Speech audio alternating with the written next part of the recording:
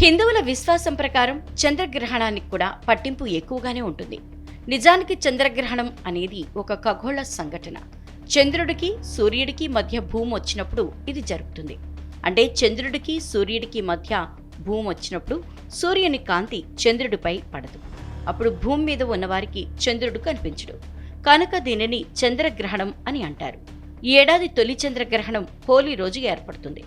జ్యోతిష్యం ప్రకారం ఈ గ్రహణం ప్రభావం భారతదేశంపై ఎలా ఉంటుందో తెలుసుకుందాం. 2025లో తొలిసారి మార్చి 14న హోలీ పండుగ రోజే సంపూర్ణ చంద్రగ్రహణం ఏర్పడుతుంది. భారత కాలమానం ప్రకారం ఈ చంద్రగ్రహణం అనేది ఉదయం 9:27 ప్రారంభమై ఉదయం 11:56 సంపూర్ణ చంద్రగ్రహణం ఏర్పడుతుంది.